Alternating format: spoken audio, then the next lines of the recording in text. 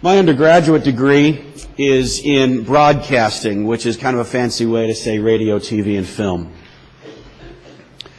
And at Wayne State, we not only learned the how-tos of broadcasting, we also studied the connection between media and culture.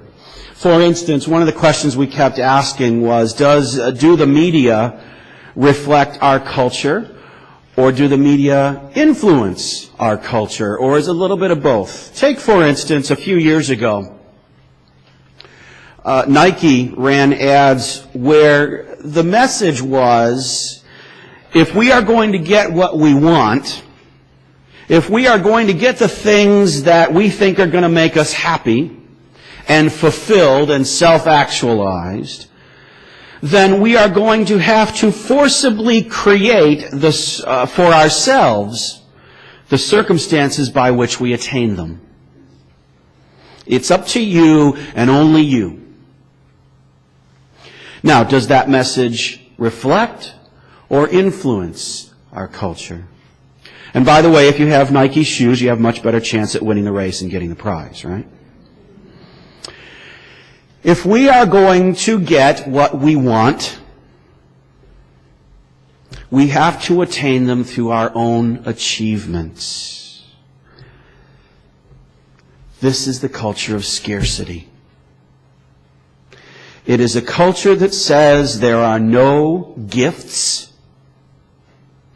There's no such thing as a free lunch. There is not enough for all. And in our desire for enough, we acquire more than we need. And in the end, we end up with only what we have managed to get. This is the culture of scarcity. It is a culture of fear.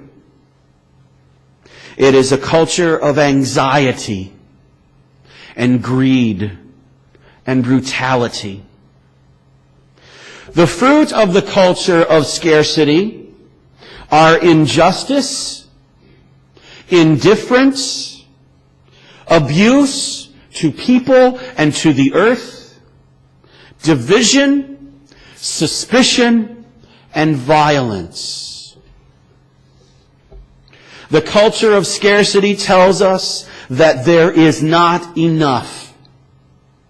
And if we're going to be happy, we should not attend to anyone but ourselves. To be happy, we must consume. And to be happier, we must consume more. To have a happy ending, we must consume. And to live happily ever after, we must have more than what? What we started out with? We must have more than whom? Our neighbor? Professor and theologian Walter Brueggemann writes that consumerism is not simply a market strategy. It has become a demonic spiritual force among us. And the theological question facing us today is whether the gospel has the power to help us withstand it. Consumerism is not simply a market strategy. It has become a demonic spiritual force among us. And the theological question that we must face is the gospel powerful enough to help us withstand this demonic spiritual force called consumerism? Brueggemann continues, the gospel story of abundance asserts that we originated in the magnificent, inexplicable love of a God who loved the world into generous being. And that our lives will end in God, and that this well-being cannot be taken from us. What we know about our beginnings and our endings then creates a different kind of present tense for us. We can live according to an ethic whereby we are not driven, controlled, anxious, frantic, or greedy, precisely because we are sufficiently at home and at peace to care about others as we have been cared for. Which brings to mind a few verses from the Gospel of John for me, where Jesus is about to wash the disciples' feet. And John writes that Jesus knew that he had come from God, and he was returning to God, and with that certainty, he got up and wrapped a towel around his waist and took a basin and some water and began to do the work of the lowest slave on the totem pole.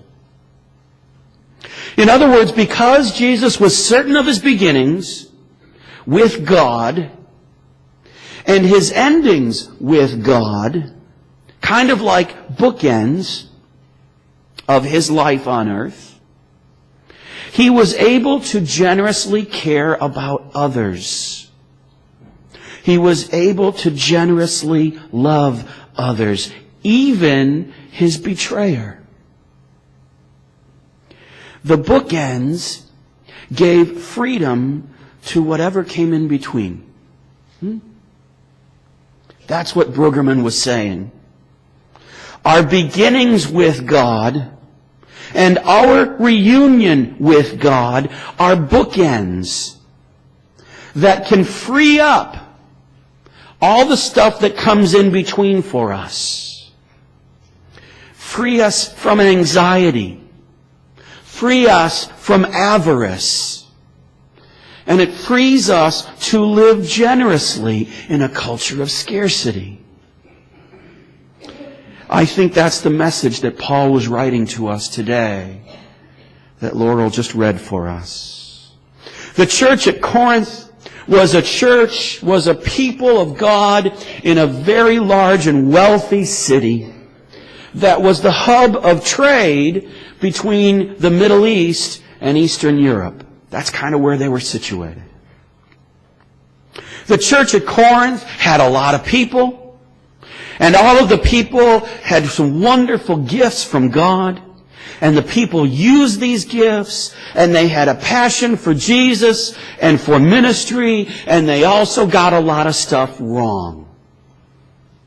They didn't sing, "I surrender all." They sang, "I surrender some."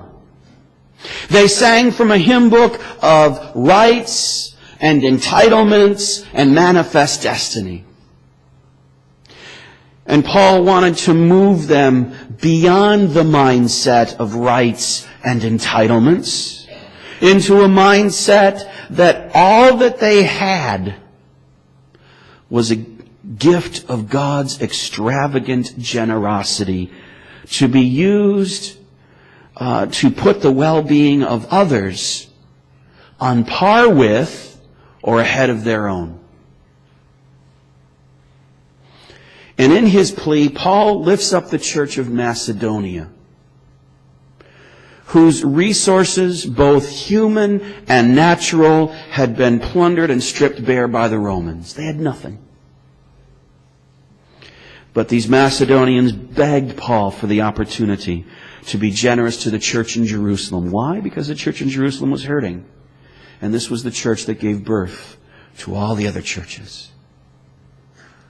Isn't it amazing that those with so little seem to be so much more willing to give what they have than those who have so much? I want to share with you a story.